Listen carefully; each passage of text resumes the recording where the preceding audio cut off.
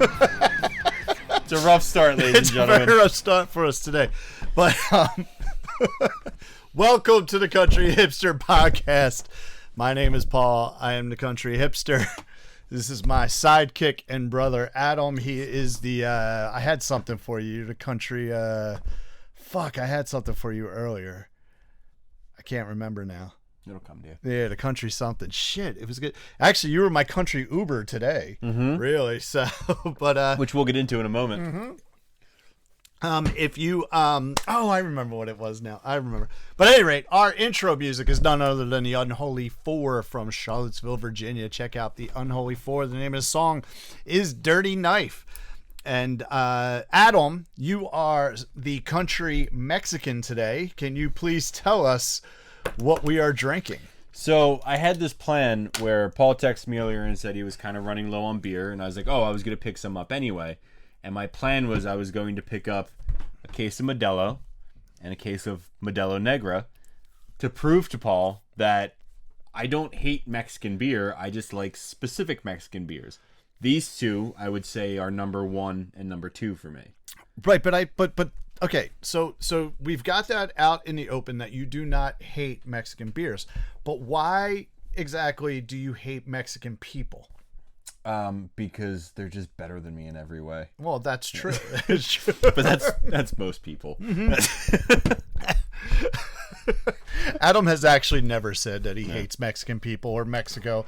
As a matter of fact, I'm pretty sure you like Mexican food, don't you? Oh, I love Mexico. Yeah, Mexican food's amazing. So there's so many great things from Mexico, and you like to shit on them all the time. So I think we've proven that now. But yes, we have the Modelo. I have the regular Especial, and you have the Negro. I got the Negro, yeah. Mm-hmm. All right, Snoop, we allowed to say that? Snoop agrees. He's good with it. We can say that. So, all right. So, okay. So, just real quick, So I should have a couple shows coming up this week, depending on what happens. And actually, the day this is the first episode where we're recording the same week that it's going to air. We are recording. This is Monday the 26th. This is going to drop on Thursday the 29th, since we drop every Thursday. So this is the closest we've ever cut it. So was not the intention, but I'm kind of glad we just went with it when we did. It's all good. We'll see if we can get ahead in some other episodes somewhere. But this Thursday the 29th is supposed to start my summer residency at Dooney's in Voorhees, where I'm playing every Thursday night from 6 to 8 p.m. And then Saturday I am scheduled to play Wycombe Vineyard in Furlough from 2 to 6, or Furlong, however the fuck you say it. It's in Upper Bucks County. It's a cool winery. You should check it out. It's called Wycombe, Wycombe.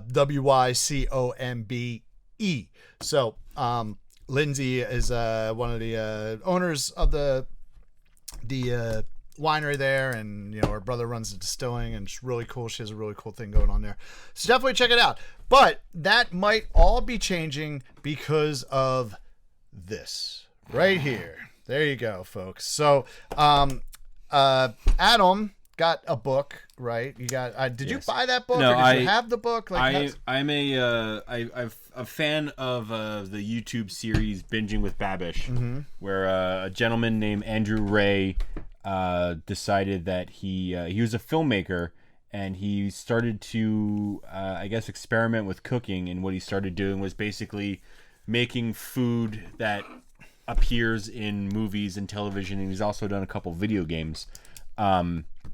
But he put out a cookbook, and the cookbook was given to me as a gift for Christmas, I believe.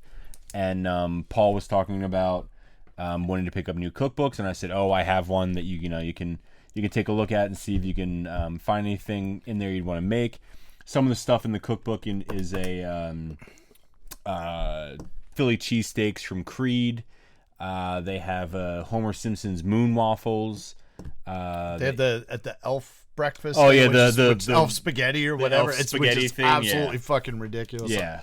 So, but yeah. So Paul took it upon himself to crack open the Binging with Babish cookbook today, and Paul, tell him what you were making. I was making prison gravy from Goodfellas, and so I will say I successfully made the prison gravy. I even did the I even did the garlic with the razor blade. It's not paper thin because that's really fucking hard to do. But I did cut the garlic with the razor blade, and I don't know, I didn't jerk off the garlic. I cut the garlic with the razor blade, but it's not paper thin. But that is not how I did this. So I actually was going back to make the meatballs because you do the meatballs and so I'm chopping the onions for the meatballs. And now I will preface this also with like our air conditioning's broken. Mm-hmm. So, and we have like thunderstorms going around. So right now, like our house, it's not really hot, but it's humid as fuck in here. It is super fucking humid. So I'm going to say because of the humidity, nothing worked right with this fucking knife. And I, just a few hours ago, cut off a tip of my middle finger here on my left hand. So I did actually find the piece on the cutting board and I put it into a little plastic baggie and put it on ice. And my lovely wife took me to the ER and dropped me off there. And I just told her to go home because I didn't want her and the baby to have to sit in the ER with me. And the fine people at the emergency department at Doylestown Hospital got me in and out pretty fucking quickly. And I picked me feel up. like you texted me a picture of a piece of your fingertip on the cutting board and your bloody finger. And then I was picking you up from the hospital maybe an hour and a half later. Yeah. So they got me in and out, which was great. And they could not reattach the little piece of fingertip and nail. It was actually part of the nail too. It's pretty fucking. It is gnarly. it is pretty gnarly. Because it was actually apparently if you cut off a piece of your finger and you want to have it reattached, you have to actually cut off a lot of your piece of finger. A little piece of finger, they're just like, oh, that's fucking nothing. But the doctor saw me and you got to do some damage. Yeah, you have to do some real damage for them to otherwise they're like, oh, it'll grow back. And I'm like, okay, cool. But they cleaned it out real good and I'm bandaged up right here, which is the exact reason why I am not 100% sure I'm playing my shows this weekend. I did ask the doctor, can I play guitar? Like I'm kind of a professional guitarist as far as, I get paid to play guitar. That's really my only, source of income right now. And so he said try it out, maybe. So it all comes down to can I deal with the pain. I've smacked it a few times, like right before we started filming this. I actually smacked it pretty good. So we'll see what happens. As of right now, I will be at the Doonies on Thursday and Wycombe on Saturday. But that if you go to those places this week and you don't see me, it's because of this right here. Because Paul doesn't know how to fucking use a kitchen knife. Yes, I do. I mean, but it's funny. I did not. You would think like I would have done this while cutting the garlic with like a fucking razor blade, which, the directions say use a single-sided razor blade. I got a fucking double-sided razor blade. I ain't fucking care. I'm like, I'm getting that. But I did nick my thumb a little bit, but like nothing. I don't even think that bled. It was just kind of like whatever. The cherry on top of the sundae is Paul made the prison gravy and he had short ribs, braising, I guess. In the sauce. And they had to be taken out and the meat cut off the bone and chopped up and put back in. So I said, so you don't injure another fucking finger, I'll debone the short ribs. And while I was cutting it using the same knife that Paul cut his finger with, I caught my nail. I had a moment where I was like, oh shit. I was like, that would have been kind of fucking funny. But so I will say, Paul does have sharp knives. Yes, I love these fucking knives too. They were Katie's. Like she had them before we moved in together. And I fucking love them. My knife sucked. I think we actually threw my knives out when we moved in together. She's like, you paid like $15 at BJ's for those knives. We're throwing them out. I'm like, all right, fair enough. So yeah. This Modelo is fucking good, man. I do. It's the one thing I've always wanted is I love to cook. I really, really enjoy cooking. And at one point, our sister went to a high school that was part high school, part trade school. And she went to the school and she was in their culinary program. But for the entire time she was in high school, she never cooked a single thing at home. Oh, I can see that. I can absolutely see that. And I cooked all the time. So my mom used to always say that I should have been the one to go to culinary school. Yeah, probably. But what it boils down to is I don't want to cook food for other people. Uh-huh. I want to cook the things that I enjoy. Yeah. And if you don't like it, then go fuck yourself. And she's not doing culinary now at all. No. So and, didn't her husband? That's where they met. Oh, They were both in the culinary program. Okay. Yeah. But while she was in the culinary program, I don't remember if it was like some award that she got or something. But they gave her like a really nice set. Of knives, like a really fucking like a set of like knives, not BJ's knives, like good knives, like comes in a fucking rolled up fucking thing of knives. Yeah. And the chef's knife was fucking beautiful. And I said to her the one day, like fairly recently, I was like, "Whatever happened to those knives?" She's like, "Oh, I think Mom has them." Like, she sure shit doesn't have them because her knives suck. Yeah. And I'm like, I swear to God, if you got rid of those fucking knives, I'm not gonna forgive you for it. That's fucking like Mike and his fucking Camaro. Did I ever tell you about that? That I know he got rid of the Camaro, but you didn't tell me the story about it. All right. So so I understand what you're saying, and here's my thing. Fucking box. I'm like, fuck you. I'm still pissed off about this. So when I was a teenager, whatever, Mike bought this fucking super sweet Camaro, and I don't remember what year it was, and he bought it used. It's not like he bought it new, but it was like, I want to say it was like either an early '90s or like late '80s Camaro. But it was that body style. It was the IROC body style. Yes, and it was fucking cool, and it wasn't the IROC. It wasn't the IROC. Yeah, no, right. But it had like, it was like the fucking sunburst one and all this kind of stuff, and every now and then he would let me ride with him in it and whatnot. It was fucking cool. So I remember there was one time he actually... I was like, I got laid just from fucking sitting in that. Yeah. No, but so the one time he actually... I needed to borrow a car from him, and I totally expected him to just like give me his minivan, because he had a minivan and he had the Camaro. And was just like... he's like, yeah, I'll lend you a car. And I didn't even ask for but I go over there and he's just like, man, I can't believe I'm doing this. And I'm like, what? And he hands me the fucking keys to the Camaro. And I was like, oh, you know what? I remember this. Yeah. Because you were playing a show with Brett at a coffee house in Hatboro. Oh, right. Yeah. And I remember we pulled in and like you started bringing your gear in and we found out that the dude double booked it. Yes. And you were like, oh, and I even got the bitchin' Camaro. That's right. I did. Yes. That is that night. Yeah. And then we drove it up to Doylestown. We went to okay. So, yeah. But at any rate, so I had the fucking Camaro and I'm like, this thing is fucking great. And I remember when I returned it to him, I was like, all right, listen, dude. I'm like, if you ever get rid of this, I'm never getting rid of this. I was like his thing. And he was like, what are you, an asshole? I'm never getting rid of my Camaro. I'm like, all right, that's fine. And I respect that. But if for some reason anything ever happens where you're going to get rid of this Camaro, I don't care of the condition, I want to buy this fucking Camaro from him. I want the fucking Camaro. Yeah.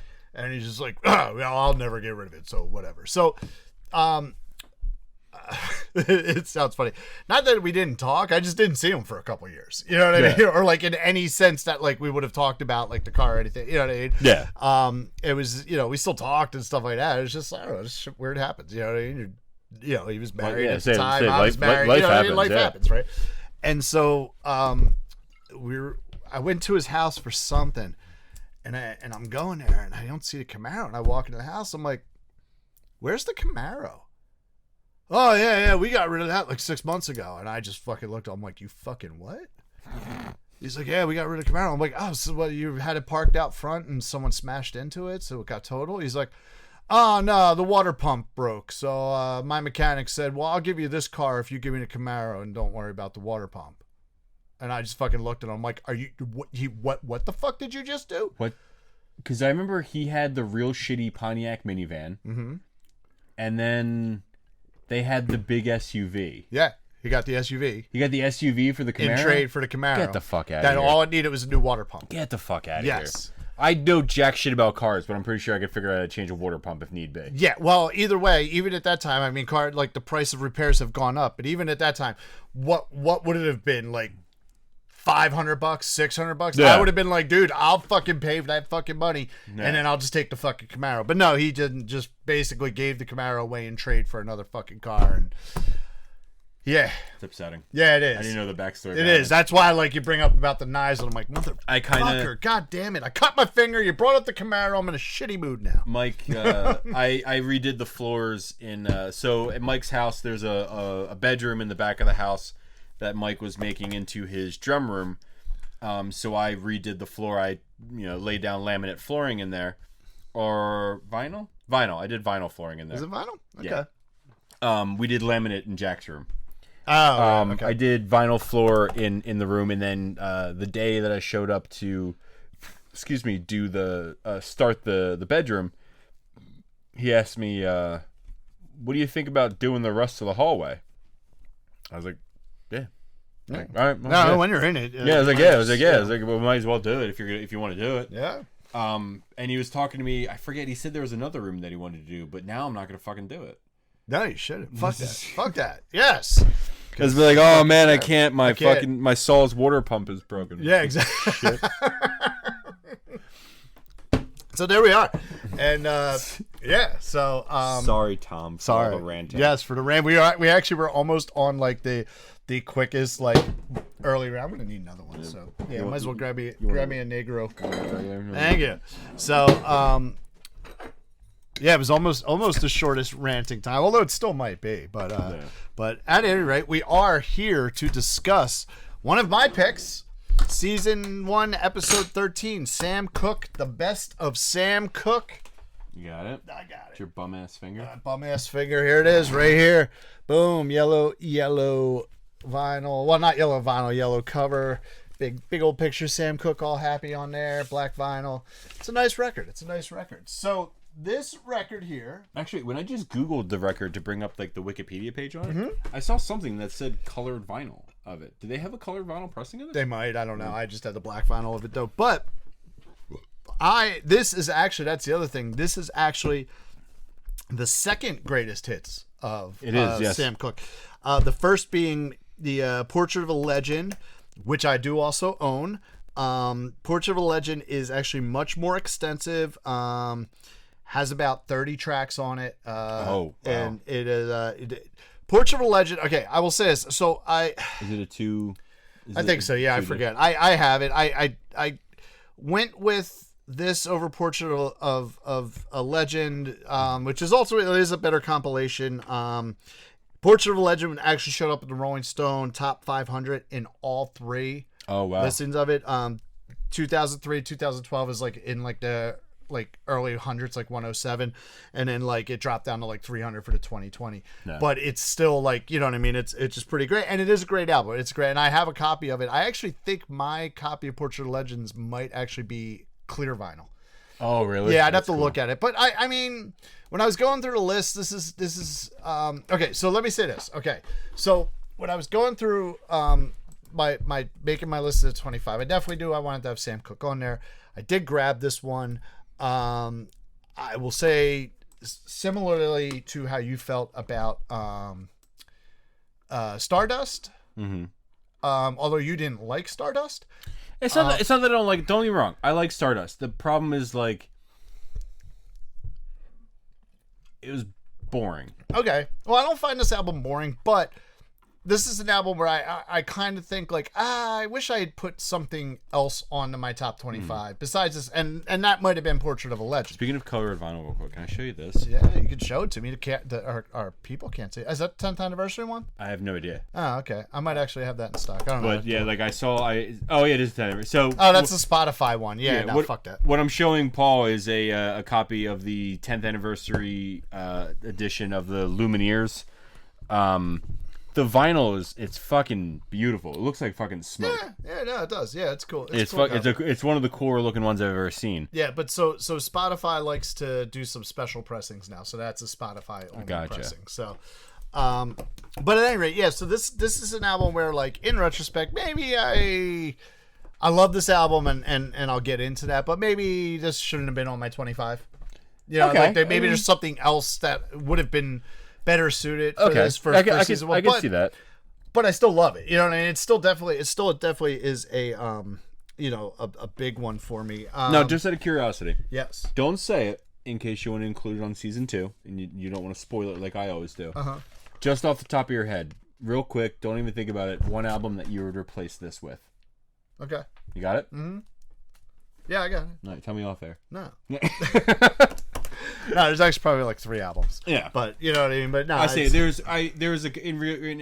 retrospect, I probably making my list again, I probably would have taken Stardust off, and I could probably think of at least 2 or 3 albums. Yeah, and honestly, that's kind of the thing. Like, when we do this, we kind of like have like a certain mindset. So I have a feeling we're gonna run into a couple more albums like that. But they're still good fucking albums, though. Like, or maybe like, oh, maybe this shouldn't have been like, maybe this shouldn't have been season 1 and should have been season 2. Yeah. Do you know what I mean?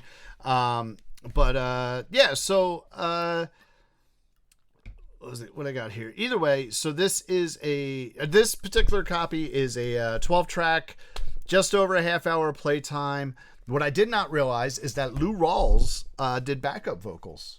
I know the name Lou Rawls, but I don't know why I know Lou Rawls. Yeah, Lou Rawls is another like soul R&B singer. I believe Lou Rawls has Philly ties. I don't know. You're up on his thing. Does Lou Rawls have some Philly ties? Born in Chicago, Illinois, died in Los Angeles. Okay, California. so Lou Rawls has no Philly ties whatsoever. But Lou Rawls is another great singer and whatnot. So he did back up on it, and which is kind of neat. I actually didn't realize that until I looked into it. There's not really a whole lot of factoids specifically about this album.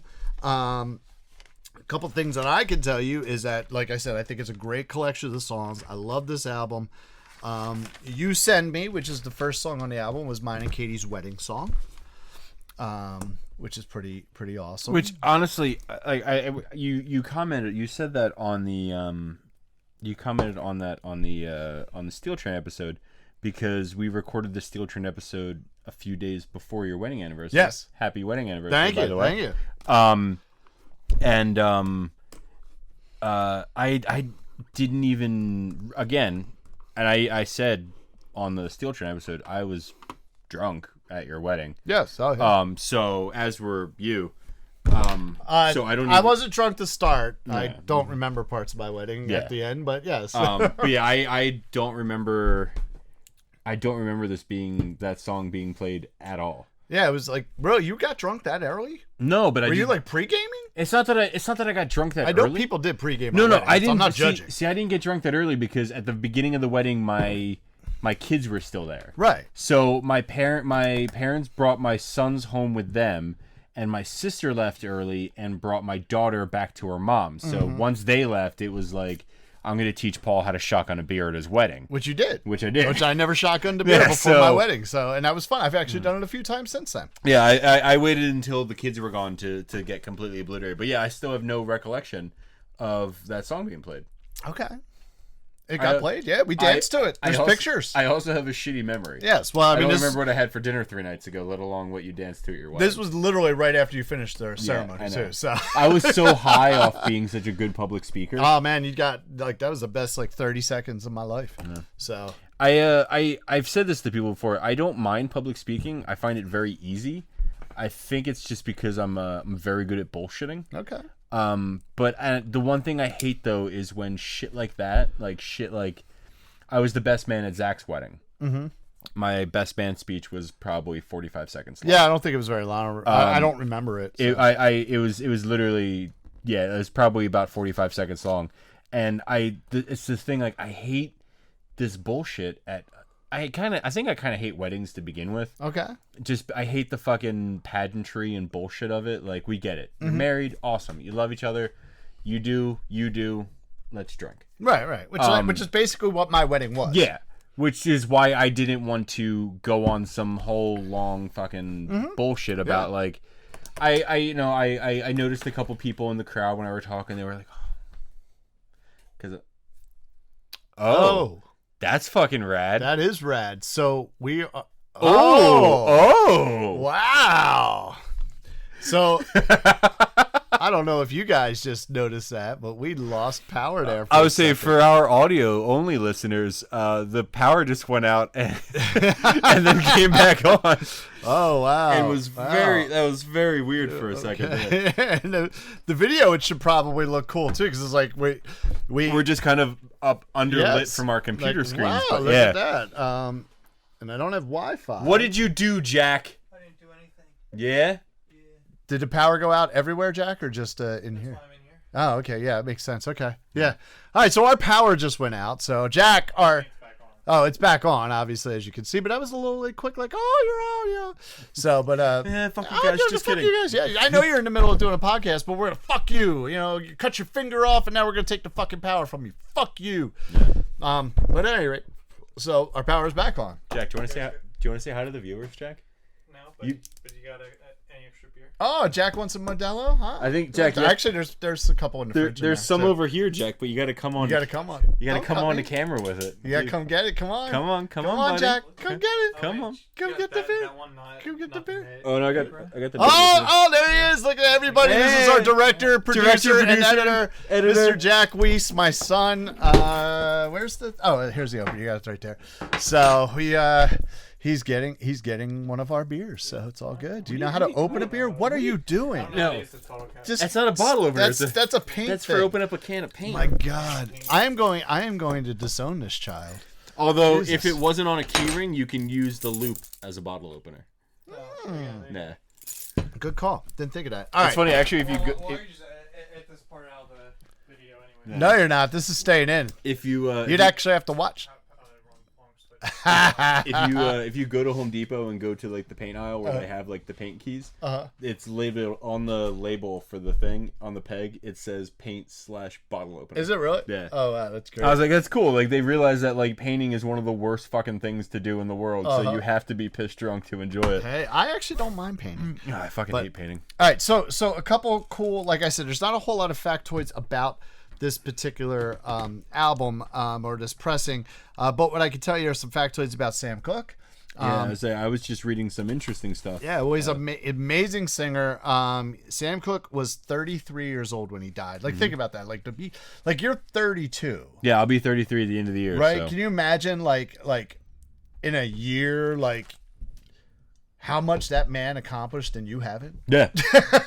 You know what I mean? Like, yeah, absolutely. It's just like, fuck, how does that happen? And then he was gone. He was shot by the hotel manager at a South Central LA hotel, which she claimed was in self-defense. But many of Cooke's supporters questioned that and even questioned the lack of investigation. I guess in the, I believe it's early 60s when he... 64 when he died. There was definitely some different things going on in this country in regards to investigation and race and stuff like that. So I don't know all the details, obviously. Actually, there was a thing. If I could find it really quickly again, there was a quote from. Here you go. There's a quote from apparently Cooke was very close friends with Muhammad Ali. Muhammad Ali, yes. And Muhammad Ali said if Cooke had been Frank Sinatra, the Beatles, or Ricky Nelson, the FBI would be investigating. Right. And at that time, he's probably not wrong. You know what I mean? I'm not going to get into stuff, you know what I mean? But like he's probably not incorrect. There's been some, we'll be the first to admit there's been some fucked up shit in our country. Yes. So Cooke actually released 10 full-length albums. In 1986, he was inducted to the Rock and Roll Hall of Fame, rightfully so. In 1999, he received a Grammy Lifetime Achievement Award despite never winning a Grammy. Really? Yes, he never won a Grammy, but did receive the Grammy Lifetime Achievement Award. And you said that was 1990? 1990. Yep.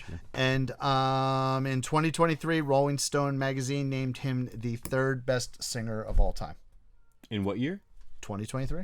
Like this year? This year, yeah. Jesus. Yep. Who was number 2 and number 1? I don't know. I didn't fucking look. I wasn't looking at number 2, number 1. We were just looking at the great Sam fucking Cooke. By the way, Sam Cooke. Sam Cooke. Is it Muhammad Ali? I did say Muhammad Ali. Who else did we talk about there? Ricky Nelson. Sinatra. 2 of the Beatles. That's 2. Oh, you need another beer. Yeah. Because you did one Beatle, we got to do the second Beatle. Oh, God. My God. It's too many fucking dead Beatles. It's too many. Two. Well, I was gonna say there's not enough. But. First one was John, second one was George. There you go. All right. God damn, Did you ever see the Family Guy bit where Peter talks about how he used to work security for George Harrison? No. And like it's Peter sitting in like a security booth and there's like a racket in the house and he's like, "Hey, Knock it down up there, you wacky beetle. I actually was just thinking like that was kind of like that that episode where they try to get like I don't know what it was, but they try to infect Quagmire with something. Did you ever see that one? Yeah. Where they go up, they put a needle in. That's syphilis. He's like, yeah, I'm a carrier. Like, oh, well, here's like this. He's like, yep, nope. Patient one, and like, oh, yeah, goes around. That's what that was just like. It was like, yeah. So, but all right. So, what are your thoughts on this album? It's fucking good. And I think I'm kind of predisposed to music like this. Because growing up with our dad, our dad is a big fan of this style of music. I said to Katie after we had dinner, it's the 1960s crooner vibe.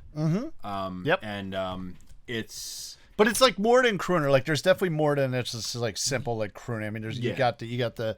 Definitely has a soul, gospel, bluesy feel to it. You know what I mean? Not just like, I've always said there's something about this style of music. This style of music, I think, made me want to learn how to play the drums.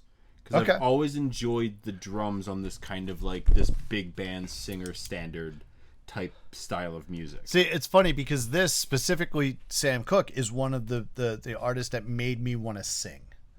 You know what I mean? Like hearing like the way he would sing and how smooth it was and how just how fucking good like of a singer that he was. Like that, I've always wanted to. There were certain singers who like honestly, I'll tell you flat out, I used to sit there and practice Elvis Costello stuff because I wanted to sound like Elvis Costello. And it helped me like help me lengthen my range, you know what I mean? Help me, sing higher than I'm supposed to be able to sing. But like Sam Cooke is one of those voices where like I was just like, yeah, but this is fucking smooth. This is singing. This is like what I want. Like I want to sound like these other things, but this is how I want it to come off. I always wanted to sound like Bob Dylan, so I spent a lot of time with a clothespin on my nose. Is that why you talk a lot with your mouth like this? You know what I mean? Yeah. That's why I talk a lot like that. Did you ever see that video? There's this thing I sent to a friend of mine. There was this dude. Did you ever see the thing where like someone like goes into like they go in front of a mirror and they're like, "Oh, this is 1 week me doing something." Oh yeah, I've seen. This is a month listening to me doing something. This one dude is like, "This is 1 week or 1 day listening to Bob Dylan." And he comes in like, and he's just wearing normal clothes. And he comes in again, and he's wearing like these overalls and this weird fucking button-down shirt and this weird hat. And he's like, "This is 2 weeks listening to Bob Dylan." And then he comes in again, and he's like. His face is painted white. He's got these real dark sunglasses on. He's wearing a blazer, but there's an extra arm coming out from behind the blazer. And he's playing guitar, and the guy's just like, "This is 1 month listening to Bob Dylan." It's pretty good. Yeah. But yeah, so I just... Listening to this album, I texted Paul when I initially listened to it. And I said to him, this album sounds like... the entire time that it's playing, Michael J. Fox is slowly fading into the abyss. Yes. Back at the Enchantment Under the Sea dance. Yes, but that is Earth Angel. It is Earth Angel, but it's a very similar style. Yeah. You know what I mean? I could definitely. There's definitely, but yeah, no, that's the thing. That's it's that time of music. It's that 50s and early 60s and. You know what I mean? Soda pop shit, and it's even some of the songs in here are very much like I'm having a party, right? Or what is it? Having a party, having a party. And we're talking about doing the twist and Coke and you know what I mean? Coke and popcorn's on the table and just that good time of like just getting together with your friends. It's definitely geared, even though he was an adult doing these songs. It's geared towards teenagers. Yeah, there's something I enjoy about this album that of the purity and the innocence of it. It's very like there's no metaphor, there's no bullshit. It's this is the girl I love. Cupid shoot her with an arrow because so she'll love me back. Like it's very to the point. There's no double entendre going on. Nope. It's very much like, hey, we're gonna twist the night away. Yeah. And we're gonna, go to the Soda Jerk and the drive-in movie theaters, and it's a good fucking album. It is. I was listening to it, and I was very worried for a minute when Only 16 started playing. Yeah, no, that's yeah. So then it got very. I thought, oh shit, this is going into like Chuck Berry territory. Well, okay, so here's the thing. I was thinking the same thing. Like, oh man, I don't think this song would fly until. At one point in the song, they say you're just a lad of 16. Exactly. It's like, oh, thank God. Yeah. But it's funny because when you think of songs like that, like yes, that one it corrects itself even back then. Yeah. That so it probably would fly now. Like when I was listening to it, like it just goes like she's only 16. I'm like, oh Sam shit. Cooke, God no. damn it, Sam and then Cooke. it's like she's too young. I'm like, thank God, Sam Cooke, yes. But then you look at like other things like Winger, the song 17. She's only 7. It's like, dude, you ain't talking from his fucking 17. You're saying like, yeah, no, she's, and it's like, Dad says she's too young, but she's old enough for me. No, Winger, no, that's not okay. Not even for 1980s. It's not okay, Winger. Come on. I'm sorry, Winger. You go sit down and sit the next few rounds out, please. Yeah, put a full shirt on.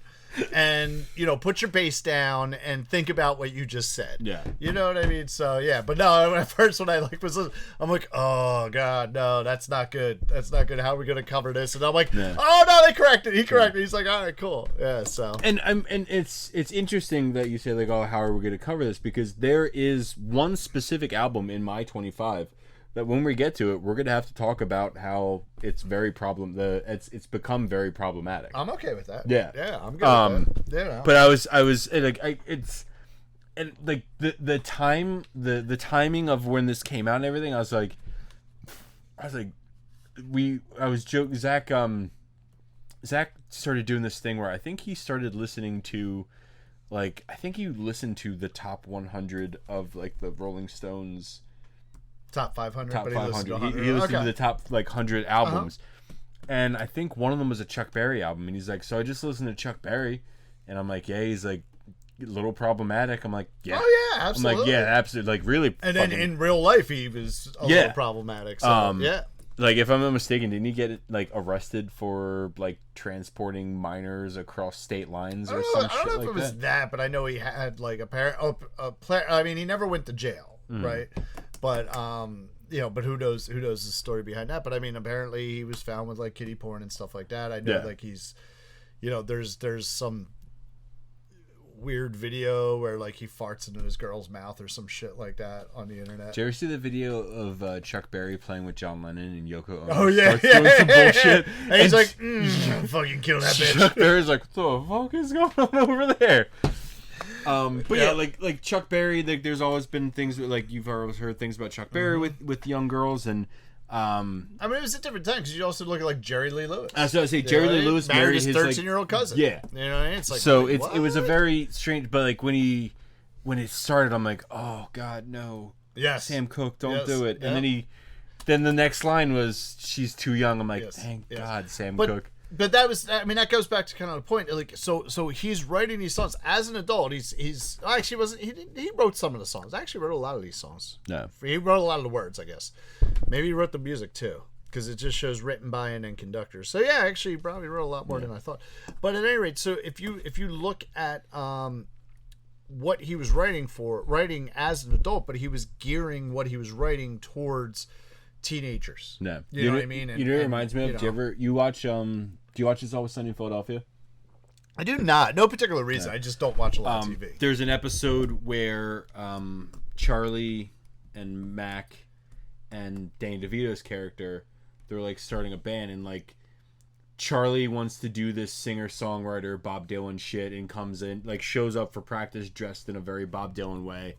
Mac wants to do like this very like punk hardcore thing, like shows up with like a tank top that's like ripped with like safety pins and shit, and then Danny DeVito's character shows up in a very like straight leg suit with a fucking bowl cut Beatles type vibe, and he's talking about how the name of the band is gonna be the Pecan Sandies, and he's like, we're gonna trick the parents into letting the kids bop with us. That's kind of the vibe I get. Like he's an adult writing these songs in very much of to a teenage audience. Yeah. to trick the kids into bopping with them. Yes, and they bopped with him, and they definitely loved what he was doing. And I love all Sam Cooke's stuff. I love the music, and you know what I mean. Especially, some of the later stuff where he did actually start getting a little political in his songs. They're good. They're good songs, and they were perfect for the time. And it's definitely one of those albums that like takes you back to a time that like I didn't grow up in it. You know what I mean? But like I've heard about it, and you know what I mean. It's almost like it makes America great again, but it doesn't. So, no, you know what I mean. Like that's the type of shit. Like, oh, basically everybody wants to be a fucking teenager again. Like, I get it. This that's what I mean. It's wholesome. Yes. Like it's literally just like we're having a party. There's fucking popcorn and soda pop on the fucking table. Hope the DJ keeps playing records so I can dance with my best gal. Like it's fucking wholesome. Yeah, like it's great. A Wonderful World, just like, don't know much about shit, but I know I love you, girl. Yeah. I know I love you. It's very like poppy teenage, crap, but like it's also amazing and sounds great and rules. Yeah. So I was very happy with this pick. Like seeing it, I was like, oh. Well, it's funny when you sent me that text about like I keep thinking about Michael J. Fox fading away.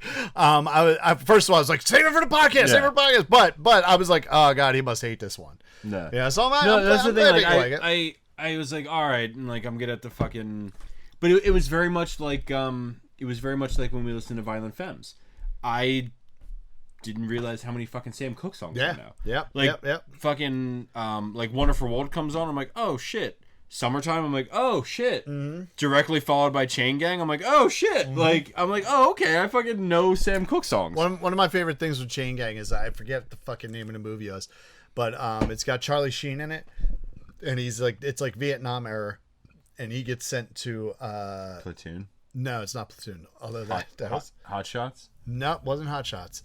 But he gets sent to the like whatever. He gets convicted. He gets court-martialed or whatever. And his dad, Martin Sheen's actually like the CO there. But like the prisoners are walking and they're doing this little dance and all. They're like singing like Ching. That's the sound. Yeah. Like, kick back, working on the chain. So I was kind of going. Whenever I hear that song, I think of that movie, but I can't think of what the name of that movie was, but I like it. Was actually an episode of 2.5 Men. It was, and that's actually John Cryer, not Martin Sheen. Yeah. So, oh no, drop my pen. Oh no, drop the pen. You want to grab me a beer while you're down there? Yeah, regular. I don't care, whatever you hand me. So there's one and one, so I'll take them both out because I need both of them. All right, there we go. I will open them up with my gimpy finger. I don't mean that to offend anybody, but that's what I have right now. This right here.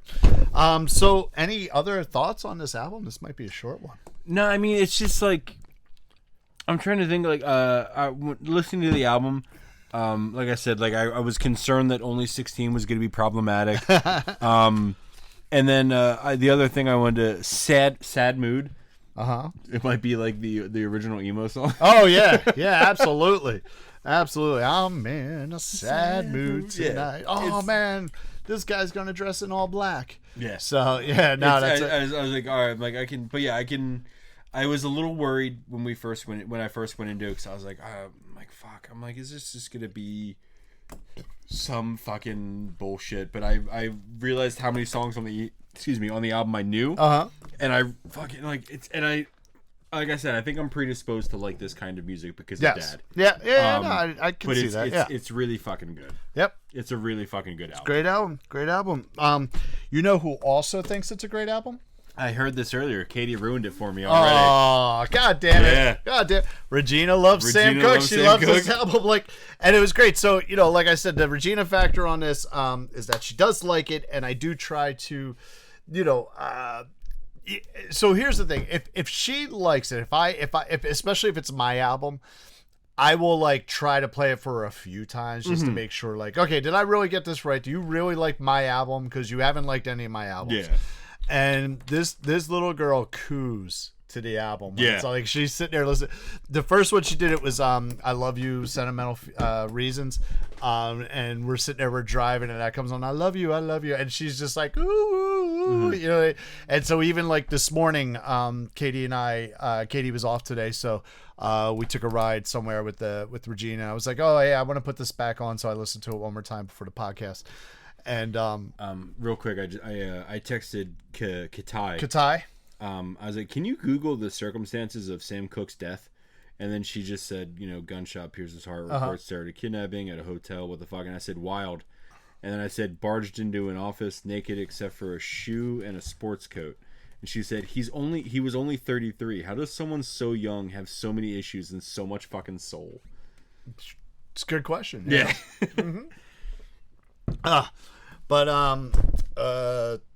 Yeah, so Regina sings along to it. So she does like this album, so I'm very happy to get a like from my youngest child. So on the competition of the Regina Factor is we are at for Adam, she likes 5 of his albums, dislikes 1. For me, she likes 2 and dislikes 2. And she is still indifferent on 3, which I have not gone back and played for her. So top. I think we should save those. So it's Bright Eyes. Oh, what, the ones she likes? No, the ones she's indifferent towards. Oh, the indifference. Because you just can't remember if you played them for her. Well, I can't remember, or or I just didn't. So the indifference would be Bright Eyes, I'm Wide Awake, It's Morning, Billy Joel Songs in the Attic, and Taking Back Sunday, Tell All Your Friends. Because I refuse to play that for her. Yeah.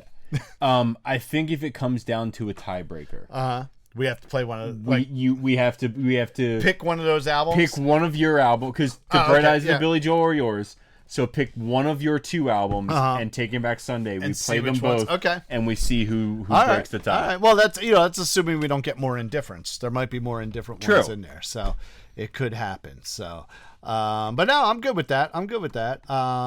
So what are your 3 favorite songs, Adam? Top 3. I mentioned a second ago. Chain Gang. It's probably the song I know most of his. So I'm gonna go Chain Gang. I'm gonna go I Love You for Sentimental Reasons, and I'm also gonna go Cupid. Okay. All right. Cool. So just because I really enjoy the like I said, just the wholesome, 1950s, 60s sody pop bullshit. Like it's fucking good. Cupid is probably my number 1 on this album. And it is. It's a great song. It's like, oh, what, you got a little piece of foil in there? Oh, is that? Yeah. That's not even real gold, is it? Yeah, that was rough. That's startled. It's like drinking Goldschlager, but like not. No, Cupid is my favorite. My second favorite is Bring It On Home to Me. Great song, very bluesy. If you like listen to the chord progression, it's a straight blues chord progression. What? Before you say number 3, remember, your wife is eventually going to hear this podcast. I have a slash for number 3. Continue. The fact that you didn't say it was your number 1 because it reminds you so much of your wife that you love and adore, she's gonna yell at you. But continue. It's just not my favorite song on the album. All right, number 3. But here's what I'll say. Okay, so number 3 is having. Number 3 is Having a Party / You Send Me. There you go. And You Send Me is not because it's my wedding song, but that's the thing. So, and You Send Me actually very much turned into our wedding song because. I'm gonna get a little thing here, right? So when we first got together, when I would kiss her, that's what would go through my mind is You Send Me, and that's so that's when that's why I know, and that's why it became our song because it was like, oh man, you sent me, so there you go, you know what I mean? And so I have to imagine that also you wouldn't just make a song that's not one of your favorite songs from this artist as your wedding song, right? It's probably one of my favorite songs ever. Yeah, for instance, my wedding song. Paul actually played my wedding song. I did. He performed it live for us. my wedding song was "Love You Till the End" by the Pogues. Funny story about that, right? So I don't know if I'm pretty sure I told you about this. So we're at your wedding thing, and I play that song, and it's the first time I'm meeting Zach's now ex-wife and his little stepdaughter, and I get done and I sit down and she looks at me, the daughter, and she looks at me and goes, "Why did you play that?" And I said, "Well, because they asked me to." And she's like, "That was horrible." And I'm like, "You little fucking bitch, I love you." You know what I mean? It's like, Fuck you adorable little asshole. It was this little like fucking 4-year-old ginger just like, "That was horrible." And I'm like, "Fuck you, you're my new favorite person in the whole wide world." But But yeah, like I didn't just randomly pull fucking "I Love You Till the End" out of my fucking out of the air. Right, your ex-wife watched "P.S. I Love You" a million times. No, I don't think she's actually ever seen the movie. It was actually I had said to her like that. I was the one who who presented it because it was like it's a good fucking love song. It is a good love song. It's a great love song. Sung by on the album Pogue Mahone, sung by fucking Strummer. Joe Strummer. Really? Yeah. Mm-hmm. Is it? Mm-hmm. I didn't know that. The Pogues had to replace Shane MacGowan. And how do you replace Shane MacGowan with anyone but Joe Strummer? You know what I mean? Yeah. So yeah. Yep. Yeah. I did not know that. Yep. But yeah, so like I'd have to imagine that you wouldn't just pull some random fucking song out of your ass. No. But at least you had it on your top 3. Yes. Least favorite. It's just because it's fucking whatever. Everybody loves the cha-cha-cha. Okay, I get that. No, I get it. But again, when you think of like who is he writing the songs for, like teenagers of the late 50s and 60s. Exactly. Yes. Teenagers of the 50s and 60s, they probably fucking love it. They were like, "Oh my god!" Yeah, no, I actually I like that song, but I definitely feel that. I get it. Like you said, I get what he's doing, but at the end of the day, it's the song I want to listen to least on this album. Yeah, mine is "Summertime." Okay. It's from Porgy and Bess. It's from an operetta. It's, you know what I mean? It's just kind of like one of those things, like, yeah. You know what I mean? It's maybe at that time it was his version of it was like the pinnacle version of it. I've, like you're looking what? I mean, God, what are we like 70 years later? And like how many people have done "Summertime" and you know what I mean, and Porgy and Bess is like overplayed, and you know what I mean. So yeah. So no, that's probably still an amazing version. Don't get me wrong. Yeah. But it's definitely I'm not particularly big on "Summertime." Yeah, listen, it's funny. When I was listening to the album today on the way, I don't know if you guys heard that, but we have some nice thunderstorms coming through. Listening to the album on the way up here today, everybody loves the cha-cha-cha. It sounds like. Do you ever see like the Jimmy Fallon thing on his show? I don't know. I've never actually seen an episode of Jimmy Fallon. There's this thing where he does. I've seen like clips but I've never seen it. There's a clip that I've seen before where it's he's talking about how he's got his tight pants on. Okay. And he's got like a Beatles-esque bowl cut, and he's got this weird like not turtleneck but weirdly high collar shirt. Yeah, I've seen it. Yes, okay. And the song, like him singing about his tight pants. I have seen that. It almost has the same melody. Okay. And like it almost has the same melody to "Everybody Loves the Cha Cha Cha." Okay. I was like, all right. He's like, I got my tight pants. I got my tight pants on. Yeah. No, I do recall that now. Yes. Are they white? For some reason? Yes. Okay. Yes. And then there's the one. I think there might be 3 of them. There's one with just Jimmy Fallon. There's one with Jimmy Fallon and Will Ferrell, and then there's one with Jimmy Fallon, Will Ferrell, and Jennifer Lopez. Oh wow. Yeah. So. Okay. So yeah, tight pants by Jimmy Fallon. Check it out, guys. There you go. On the YouTubes. There you go. All right. So now to our other competition going on with this, we get into the Discogs value. If you guys recall, the fucking Steel Train. Yeah, fucking killed piece of shit. Beautiful record. Fucking killing it. Was worth $180 on Discogs and is definitely kicking my ass at Adam's running total of $382. I will tell you that my copy of this Sam Cooke album is not $180. No. Okay, but what I do have is a 2018 European pressing, apparently, which was put out for Sony Legacy. Yeah, which I said to Paul when I was reading about the album on Wikipedia.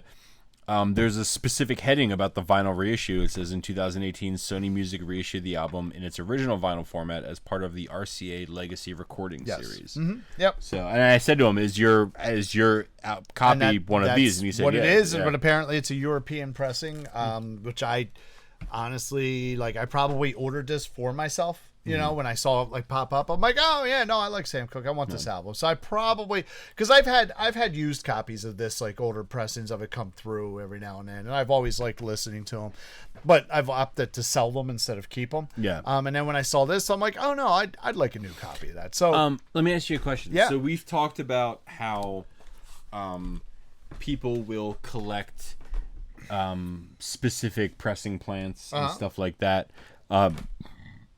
I think I don't know, we never talked about it on the podcast. We've talked about it amongst ourselves as being guitar players with like Fender Stratocasters. There's American Strats, Mexican Strats, and Japanese Strats. Yes. Are there countries that have better pressing? Like you said, this is European pressing. Yes. Are European pressings stereotypically better than other pressings or lesser than other pressings? It depends. I can tell you that there are incredible pressings coming out of Japan. Yeah. You know, I think it kind of goes the same way in the guitar sense with Strats. Like American Strats are American Strats. Yeah. Mexican Strats are kind of cheaper, but kind of have a warmer tone. And you hate them. No, you. Exactly. You, yeah. specifically, you hate them.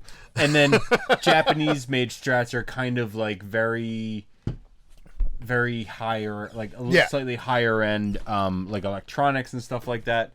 So Japan has good. Yes, yeah, especially like they have like a lot of like. I actually have a bunch that I have in Grady, and I have some like old jazz Japanese pressings and stuff used. That I haven't gotten around to grading, so I'll be listing them sooner than later. They're in my pile of you should grade these really soon pile. But of course, you know, I'm one man band here doing this, and you know, my main priority is honestly taking care of the baby, and you know, the selling the records is second. If that's not a good selling point for the OutfieldRecordGarage.com for you, I am sorry, but it's the truth. Yeah. But I do ship quickly. But so I don't, you know, I don't know if there's any real like other specific. I know, you know, there's certain Canadian pressings that are really good. There's certain you know, I can't think of what they are offhand. Yeah. Part of like kind of the cool thing about like, you know, being in the U.S. getting European pressing, it's kind of cool.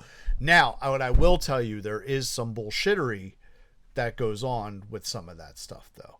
So there will be albums that are imports that are jacked up in price here, sold in the U.S.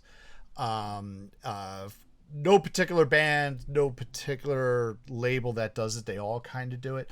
So they'll be like, oh, there's this import of the Red Hot Chili Peppers, Blood, Sweat, Tears of Magic, and you can't get it anywhere else. So you can only get this import one, and it's $60 to get it. And then that goes out of print, and 6 months later, the American pressing of this comes out, and it's $24.99, and it's the same exact fucking pressing. No. Same exact pressing, same exact album. So sometimes there is some bullshittery that goes around with that stuff. But at the same token, it's almost one of those things where it's like, well, can I get it now? And how badly do I want it? No. Like, perfect example. Okay, so my wife really likes Taylor Swift, right? Don't we all? Don't we all? 1989, a U.S. pressing of 1989 is not available. However, I can get her an import pressing. Ooh, fuck. Ooh, careful. Goddamn. I can get her an import pressing of 1989, which I probably will because I love my wife and I know she wants that album. It's the same fucking album. There's nothing different. I doubt it's even pressed in Europe. You know what I mean? It's still probably the Universal or whoever owns the rights to her older stuff, not the Taylor's versions. Yeah. You know, is just putting out hey, we're going to put this out, and you know, it's only available in Europe. So that shit happens all the time. So, you know, so you do got to watch. And sometimes it just pays to be patient. Yeah. You know what I mean? It's like when you see something like, oh, it's only available in Europe. fucking wait a couple months. Just kind of wait a couple months and Yeah. see what happens. You know what I mean? If you really want it that bad and you have to have it, then fucking get it. God bless you. But if you're kind of like, oh, I want that, but I don't need it. Yeah. That's what you got to think. You want it, but do you need it right now? If you don't need it right now, wait, because there's a possibility it's coming out. That same thing happened with this is years ago. It was Fleetwood Mac, and I think it was Fleetwood Mac Rumors. Fucking popped out on Record Store Day. Shit hadn't been impressed for years. Had not been on available in years. And everyone went out and bought fucking copies on Record Store Day. And then 6 months later, it got released to the general public. It was the same exact fucking pressing as Record Store Day. They didn't do anything different. It's not like, No. there was like, it's not even like it was like a special colored vinyl. It was still the same fucking record, but we just we just made all of our money real quick. Yeah. And then repressed it again. So, sometimes it pays to wait. Sometimes, you're going to get in a frenzy about something, but sometimes you just need to take a breath, wait for it to come back. No. And so sometimes it won't. There are times it won't come back, but a lot of times it will. So, so back to this. So my 2018 European pressing of the best of Sam Cooke, very good plus value, is $20.48. Did we not state that before? We did not state that. Oh shit, my bad. Bringing it up to $21 for a resale. Very good value. Very good plus resale value there. Bringing Adam's running total still at $382, and my running total at $273. So you still have a $109. There you go.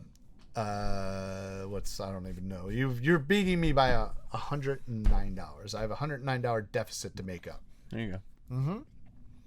You want to grab the box of Michael? I say, do you want to see if you're going to possibly make up that 109? I'd like to. I think you're like a record ahead of you. You are a record ahead of me. If I'm not mistaken, you picked Sam Cooke. Okay. So shake it up and I'll pick it. I know that's what I'm doing. Oh, okay. I manually shake it up, and then I shake it up some more. And they're not really shaking. Whole lot of shaking going on. Wait. Yeah, that one. Pick from the bottom of the pile. Pick it from the bottom. And we have number 44. Number 44. I'm going to take Sam Cooke down. Yellow card. All right. It's my handwriting. Nice. Fuck, what is it? I'm excited for this one. What is it? This is the Postal Service. Give up. Ah. So let me grab that real quick. Yes. Actually, I'm... And it's kind of funny that you talk about we just kind of had that conversation when you were talking about, do you want it or do you need it? Right.